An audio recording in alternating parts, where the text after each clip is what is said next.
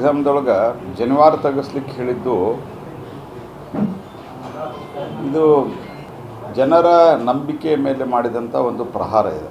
ಅದರ ಯಾರೋ ಒಬ್ಬರನ್ನ ಅಲ್ಲಿ ಜವಾನನ್ನು ಸಸ್ಪೆಂಡ್ ಮಾಡಿ, ಜವಾನ ಅಂದರೆ ಏನಂತಾರೆ, ಹೋಮ್ ಗಾರ್ಡನ್ನು ಸಸ್ಪೆಂಡ್ ಮಾಡಿ ಇದು ಮಾಡಿದ್ದಾರೆ.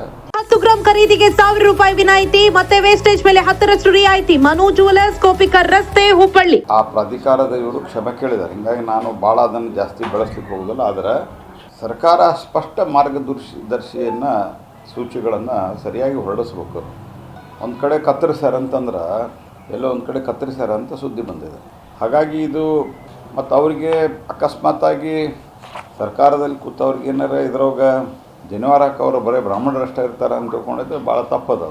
ಜನಿವಾರ ಕ್ಷತ್ರಿಯರು ಹಾಕ್ತಾರೆ, ಜನಿವಾರ ನಮ್ಮ ನೇಕಾರ ವರ್ಗದಲ್ಲಿ ಕೆಲವರು ಹಾಕ್ತಾರೆ, ವೀರಶೈವರು ಶಿವದಾರ ಹಾಕ್ತಾರೆ, ಅನೇಕ OBC ಕಮ್ಯುನಿಟಿ ಒಳಗೆ ಜನಿವಾರ ಹಾಕ್ತಾರೆ. ಇಲ್ಲಿ ಮಹೇಂದ್ರ ಚವ್ಹಾಣ್ ಇದ್ದಾರೆ ನೋಡ್ರಿ, ಇವರು ಮರಾಠಿ, ಇವರು ಜನಿವಾರ ಹಾಕ್ತಾರೆ. ನಿಮ್ಮ ಮುಂದೆ ಉದಾಹರಣೆ ಅಂತ ಹೇಳಿದ್ರು. ಹಾಗಾಗಿ ಸರ್ಕಾರ ಸ್ವಲ್ಪ ಸೂಕ್ಷ್ಮತೆಯಿಂದ ವರ್ತಿಸೋದು ಕಲಿಬೇಕು. ಮತ್ತು ಆ ಹುಡುಗನಿಗೇನು ಹೊರಗೆ ಹಾಕಿದ್ರು ಅವನಿಗೆ ಏನು ಪರಿಹಾರ, ಅದಕ್ಕೆ ಒಟ್ಟಿದ್ದಿ ಪರಿಹಾರ ಅಂದರೆ ದುಡ್ಡು ಅಂತಲ್ಲ.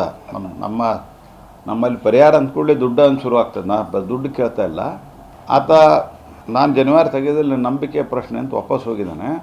ಅವನಿಗೆ how do you solve his problem? ಈಗೇನಾದ್ರು ಬೇರೆ ದಾರಿ ಹುಡುಕಿ ಅವ್ನಿಗೆ ಸೀಟ್ ಸಿಗುವಂಗೆ ಹೆಂಗೆ ಮಾಡ್ತೀರಿ?